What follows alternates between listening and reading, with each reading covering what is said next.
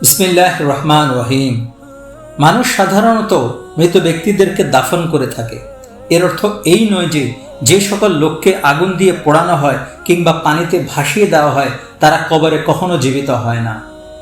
বরং মূল কথা হলো সর্বশক্তিমান আল্লাহ তাআলা পোড়ানো মানব দেহের ক্ষুদ্রাতি ক্ষুদ্র অংশগুলো একত্রিত করে হয় তাকে আযাব দেন বা তাকে সওয়াব দান করেন। প্রাচীনকালে এক গুনাহগার ব্যক্তি ছিল। সে মৃত্যুকালে ওসিয়ত করে গেল তার সন্তানদেরকে যে তোমরা আমার লাশ পুড়িয়ে অর্ধেক ছাই শুকনো ভূমিতে উড়িয়ে দিবে আর বাকি অর্ধেক দরিয়ার পানিতে ভাসিয়ে দিবে। মৃত্যুর পর তার সন্তানরা তাই করল। তখন মহান আল্লাহ তাআলা পানিকে হুকুম দিলেন তার দেহের ক্ষুদ্রাতি ক্ষুদ্র অংশ একত্রিত করে দাও। হুকুম অনুযায়ী পানি তাই করল। অনুরূপভাবে আল্লাহ তাআলার নির্দেশে স্থলভাগও তার দেহের অংশগুলো একত্রিত করে দিল। এরপর আল্লাহ পাক তাকে জীবিত করে বললেন, তুমি তোমার ছেলেদের ঐরূপ ওসিয়ত করেছিলে কেন? উত্তরে সে বলল, হে আল্লাহ, তোমার ভয়ে আমি এরূপ করেছিলাম। পরে অবশ্য মহান আল্লাহ পাক তাকে ক্ষমা করে দেন।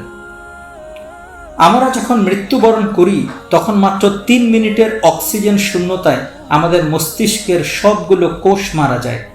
অর্থাৎ সর্বপ্রথম আমাদের হৃৎপিণ্ড ও ফুসফুসের কার্যক্রম বন্ধ হয়ে যায়। ফলে রক্ত চলাচল না থাকায় অক্সিজেন সরবরাহ বন্ধ হয়ে যায়। অক্সিজেনের অভাবে দেহের কোষগুলো তখন ভাঙতে শুরু করে। অন্যদিকে ত্বকের কোষগুলো মারা যেতে থাকে মৃত্যুর 24 ঘন্টা পর থেকে। এরপর ফুসফুসের কার্যক্রম বন্ধ হয়ে গেলে কার্বন ডাই অক্সাইডের মাত্রা বেড়ে যায়। মৃত্যুর কয়েক ঘন্টার মধ্যে শরীরের রক্ত জমাট বেঁধে যাওয়ায় শরীর লালচে বর্ণ ধারণ করে। 12 ঘন্টা পর শরীর সম্পূর্ণ বিবর্ণ হয়ে যায়। এরপর বিভিন্ন ব্যাকটেরিয়া শরীরে প্রবেশ করে এবং শরীরে দুর্গন্ধের সৃষ্টি করে, যা বিভিন্ন পোকামাকড়কে আকর্ষণ করে। এরপর শরীরে বিভিন্ন কীটপতঙ্গ ডিম পাড়তে শুরু করে এবং নতুন নতুন কীটপতঙ্গের সৃষ্টি হয়। এরপর তারা শরীরের মাংস খেতে শুরু করে।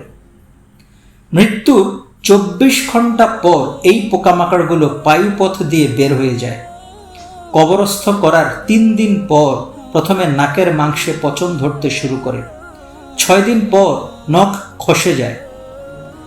9 দিন পর চুল খসে পড়ে এবং 12 দিনের মাথায় শরীরের সমস্ত লোম ঝরতে থাকে এবং পেট ফুলতে শুরু করে। 17 দিন পর পেট ফেটে যায়। 60 দিন পর শরীরের সব মাংস পচে গলে শুধু থাকে কঙ্কালটি। কিছুদিনের দুনিয়ায় আরামায়েশ করার পর মাত্র 60 দিনের মাথায় এত সুন্দর দেহটি পচে গলতে শুরু করে, পোকামাকড় খায়। অথচ আমরা এই দুনিয়ায় বেঁচে থেকে কত অহংকার করি, অন্যের সম্পদের উপর লোভ করি, অন্যকে হিংসা করি, হারাম খাই, হারাম কাজ করি। যিনি আমাদের দুনিয়ায় সুন্দরভাবে বেঁচে থাকার জন্য সবই দিয়েছেন, সেই মহান আল্লাহ তাআলাকে ভুলে থেকে শয়তানের প্ররোচনায় ফিতনা ফেসাদে লিপ্ত হই। একটা বারও চিন্তা করি না এই দেহটি মাত্র 60 দিনের মাথায় পোকামাকড় খেয়ে শুধু থাকবে কঙ্কালটি।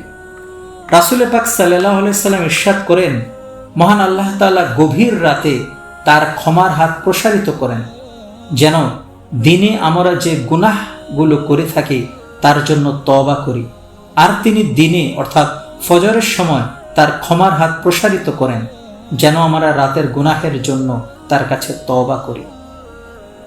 মৃত্যুর লক্ষণ প্রকাশের আগ পর্যন্ত বান্দার তওবা কবুল করতে থাকেন তিনি।